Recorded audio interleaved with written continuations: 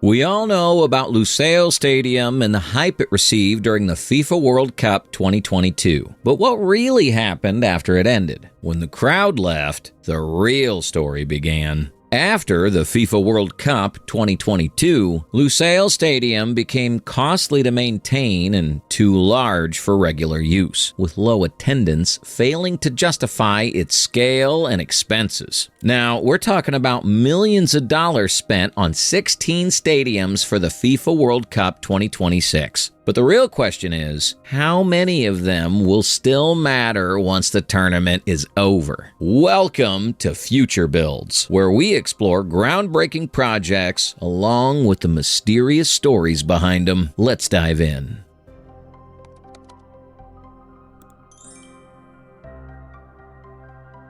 "16 stadiums, spread across the United States, Canada, and Mexico, will host the biggest World Cup ever. 48 teams, 104 matches. For 1 month, these venues will draw global attention, massive crowds, and billions in revenue. Countries spent billions of dollars on these stadiums because they expected huge returns. Tourists will come, stay in hotels, eat local food, and use transport services, all of which will benefit the economy. In addition, revenue comes from tickets, broadcasting rights, and sponsorship deals. According to official estimates, the FIFA World Cup 2018 generated over $14 billion in economic impact in Russia. Similarly, experts expect billions of dollars to flow into host cities across the United States, Canada, and Mexico during the FIFA World Cup 2026. But things don't always go as planned. The reality can be very different. So, what happens to these stadiums after the FIFA World Cup 2026 ends? Now, we'll group these 16 stadiums into 3 risk levels to see which ones are safe, which are risky, and which are the most vulnerable after the FIFA World Cup 2026.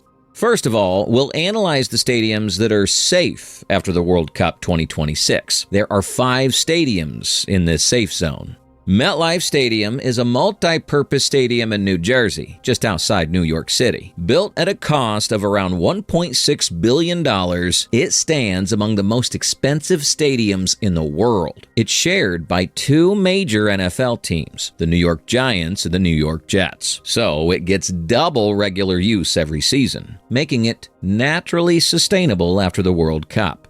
SoFi Stadium is a state-of-the-art, multi-purpose stadium located in Inglewood, Los Angeles. It's the most expensive stadium ever constructed, built at a cost of around $5 to $6 billion.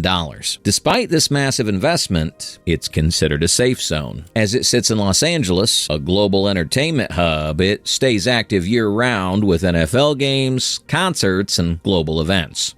Now we have AT&T Stadium, a stadium located in Arlington, Texas, near Dallas. It's one of the largest and most iconic sports venues in the United States. It was built at a cost of around $1.3 billion.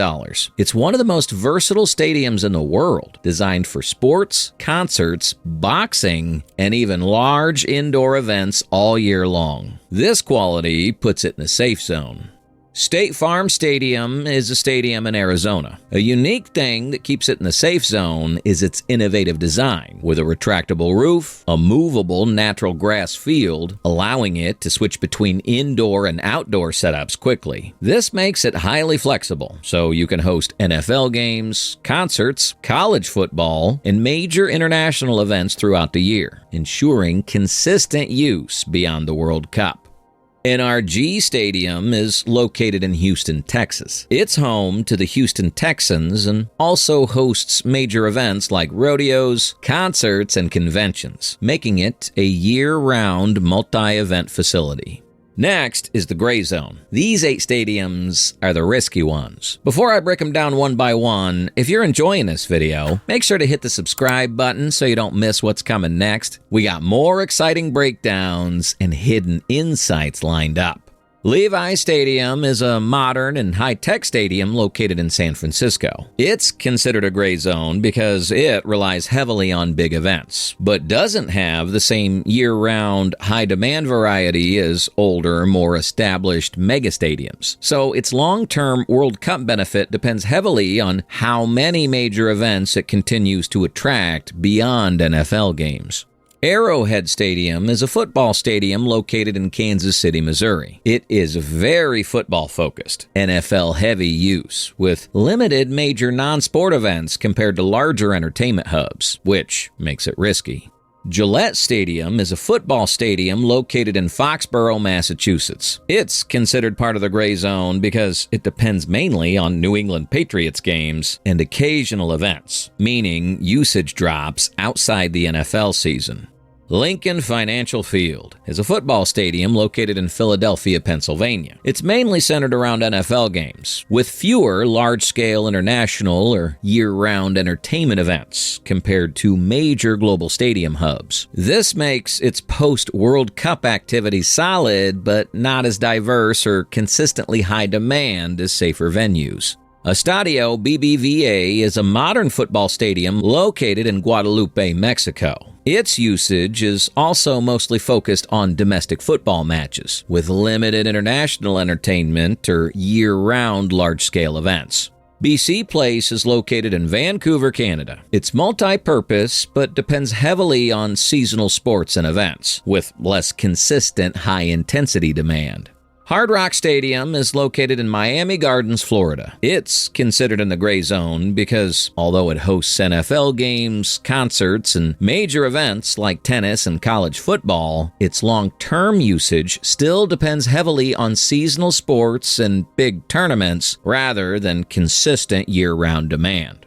And now we'll talk about the red zone. Estadio Azteca is one of the most historic stadiums in world football, but also one of the most concerning venues after the FIFA World Cup 2026. It's hosting its third World Cup, but mainly because of its age and infrastructure. Estadio Azteca was originally built in 1966, and even after renovations, it remains an aging structure compared to modern stadiums. Over time, maintenance becomes more difficult and expensive, especially for a venue of this size and historical significance. Another concern is long-term sustainability. While it can still host major matches, its regular usage outside international tournaments is limited compared to modern multi-purpose stadiums in the United States. This creates ongoing pressure on maintenance costs without consistent high-revenue events. Estadio Akron is located in Guadalajara, Mexico. Unlike stadiums in the United States that are supported by NFL franchises and guaranteed weekly attendance, Estadio Akron has no NFL teams or equivalent high-frequency tenants. Its usage is mainly tied to its local football club, Chivas, with far fewer large-scale recurring events. For the World Cup, its capacity is planned to be temporarily expanded from 46,000 to nearly 65,000, which raises questions about long-term usage. The concern is that while the stadium can be upgraded for a global event, local club matches and regular events may not consistently attract crowds large enough to fill the expanded seating after the tournament ends.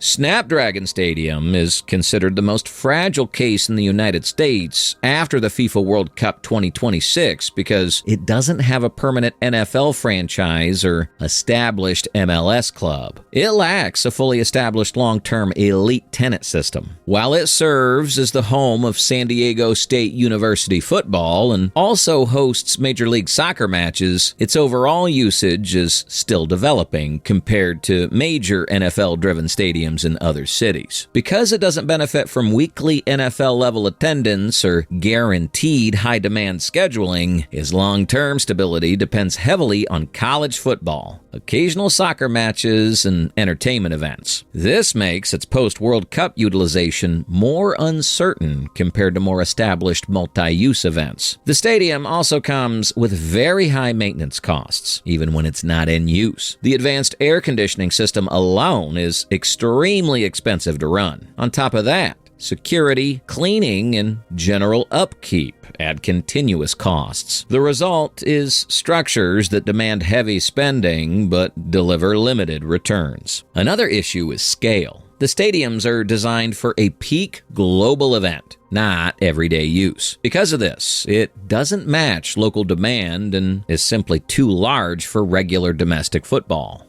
So the real question is not just how these stadiums perform during the FIFA World Cup 2026, but what happens after the final whistle. The red zone stadiums may shine on the global stage, but their long-term success will depend on how effectively they're reused, repurposed, and sustained once the spotlight fades. Tell us what you think in the comment section. If you enjoyed this video, make sure to check out our other video on the Baltimore Orioles' $800 million stadium renovation for 2026. It explores one of the most ambitious stadium upgrades in modern sports.